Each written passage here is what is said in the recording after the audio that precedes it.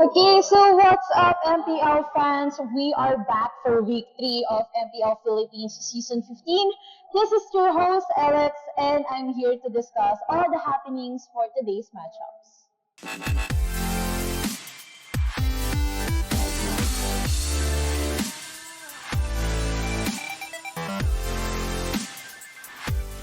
Week 3 kicked off with a high-stakes battle between Smart Omega and Twisted Minds PH, both desperate for their first win of the season. Omega struck first, securing Game 1 in under 20 minutes, and despite a longer Game 2, they sealed the series with a confident finish. Surviving what the heck?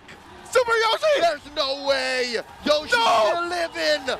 This is impossible! Lewis, MP the King, Ukir, down goes MP! The impossible gone down top! Meanwhile, Team Falcons PH continued their dominant run, ending TNC Pro Team's 3-game win streak with a sweep. Gets the kick!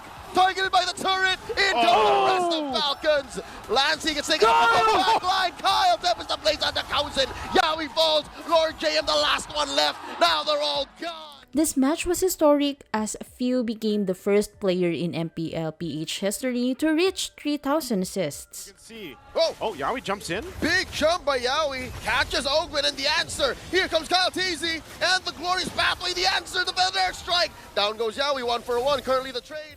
Twisted Minds finally broke through with a hard-fought 2-1 victory over AP Bren. In true Coach Bonchan fashion, he slowly reintroduced the iconic Ube strat, proving that old-school tactics can still work wonders. It seems like they've successfully twisted the minds of every single person watching this.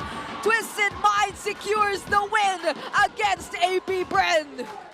Aurora put a sudden halt to Omega's momentum, taking them down 2-1. Dominkite and Yue shone in Game 1, while Edward and Demonkite dominated in Game 3, further establishing Aurora as a force to be reckoned with. The response. He wants to go for it! He wants to go for it! Oh! He couldn't! He couldn't finish it off! One of the biggest matchups of the week saw the reigning champions of 2024, Team Liquid PH and ONIC Philippines, go head-to-head. JP stole the show in Game 1, but ONIC PH responded by letting Sunny cook in Game 2. Out of See map. right now, Diversion! it's from the back! It's straight from the back! And they take out three, make that two members of ONIC, not really expected at all by the super fan. Aurora maintained their undefeated streak, outlasting TNC Pro Team in 3 games. This matchup featured a reunion between ex-Nextly Esports teammates Yowie and Renegade. The Hitman got the better of Loverboy, leading Aurora to victory with 2 MVP performances. Round. You're gonna go for the black. Oh! Gonna try and go for Demon Kite. The kick is there, but it's not gonna be a follow-up. As Demon Kite will go to burst him down. Here comes Edward, wrecking havoc on the side of TNC, Gotta forcing run. the flickers from Lord JM, but here comes Demon Kite. TNC's Zyda, however, stole the spotlight in Game 2. Down for 23 more seconds. Oh no, there's the shortcut once more. Renegade flickers down to make sure to evade Yahweh. Here comes the kick once again. Demon Kite forced to back away. The base! Lord is down. The base has now been exposed and will be erased. Finally, ONIC PH snapped their 3-game losing streak by handing AP Bren another defeat. While their performance was shaky at times, Super Friends and King Kong delivered when it mattered most, stopping the bleeding for the old den. It's only the silent kid remaining, but it looks like the gods will march in and strike thunder in his heart. Thunder has never sounded this loud once again as ONIC reigns supreme and bounces back in 3 weeks. While Granger and Suyo continued their dominance and Zushin and Fanny returned to ban jail, Week 3 saw the rise of a few unexpected heroes. With Coach Bonchan reviving the Ube strat, Alice made a surprising return, appearing 4 times, all played by MP the King. They're gonna go Florin Alice? Alright. They're gonna make Brigada sing. The Queen of Abyss racked up 21 kills, 9 deaths, and 37 assists, boasting an impressive 6.44 KDA. She wreaked havoc in Twisted Mind's win over AP Bren, proving that even forgotten heroes can make a difference. With a million moves to defend! That is it. Twisted Minds are on the way to their first win. We also saw the return of M6 standouts Claude and Bruno. Oheb's Bruno delivered a solid performance, while Claude had a more underwhelming debut, finishing with just 1 kill and 7 assists in Omega versus Aurora. He wants to go for it! Oh! He couldn't! Other notable appearances included Angela, Flory, and Xborg, bringing the total unique hero count for Season 15 to 54. Doing it again. As early as now? Florin coming in to close up the first phase for Twisted Minds. This week, we're spotlighting 2 key players from Aurora Gaming who made a significant impact. Dominkite had arguably the best 6-game stretch of his career. The former Minana Evo's gold laner racked up 39 kills and 19 assists while only falling 5 times, achieving an 11.6 KDA for the week.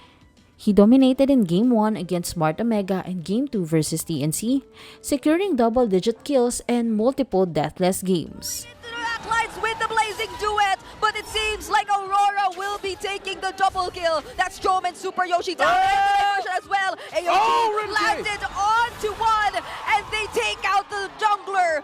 Meanwhile, Yue was a mid-lane menace, averaging an incredible 9.71 KDA across 6 games, including a staggering 10.67 assists per game. He recorded 4 matches with 10 assists, peaking at 17 in Game 2 against TNC.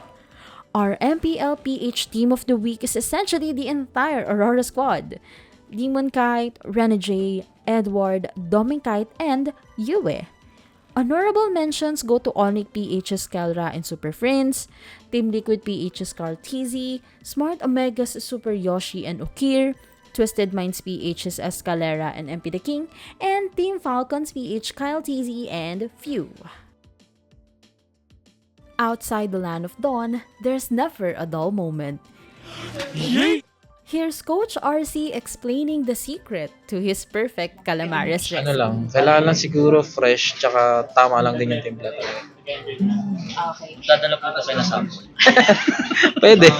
Coach, baka naman next week. Meanwhile, check out Edward's live reaction to Fulvio's insane Lord Steel. Baga yung, kasi tatlo na lang kami. Tapos di ko po sila.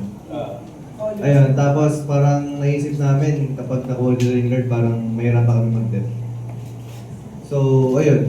Nagulat lang din ako talaga na ako yung nakakuha ng guard kasi may nastakan ako ng passive focus, which is yung pwede ka mag-ultimate. So, nagulat lang ako. Pagkapindot ko ng ulti, tapos sabi, doon ako ng ring guard. Tapos sabi ko, ano lang, jamba lang, kahit doon sila Labutap. Outside of the country, in Malaysia. Are you serious? OG is here? Out of all the incredible moments in Week 3, one stood above the rest. Sanji's game-changing play that left everyone Get it. speechless. Out of map, See right now. diversion! It's from the back! It's straight from the back! And they take out Free!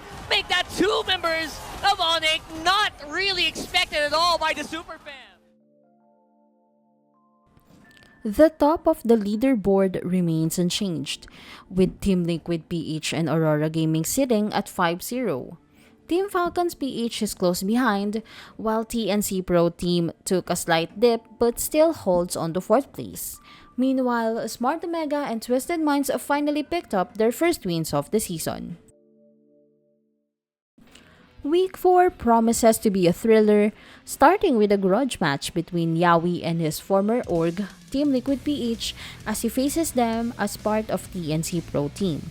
Meanwhile, Smart Omega will try to bounce back against a struggling AP Bren. Saturday's action heats up with a potential match of the week between Aurora and Team Liquid PH, where Oheb and Dominkite will clash once again. After that, Kelra and Coach Wynot will take on their old squad, Omega. To close out the day, Team Falcons PH battles AP Bren, a match filled with former allies now turned rivals. ONIC PH wraps up their first half campaign against Twisted Minds, while Aurora Gaming and Team Falcons PH closed the week in an explosive showdown for the first time this season. And that's it for this week. Don't forget to like, comment, and subscribe. This is your host, Elex for The Pivot, and let's see each other again next week. Bye-bye!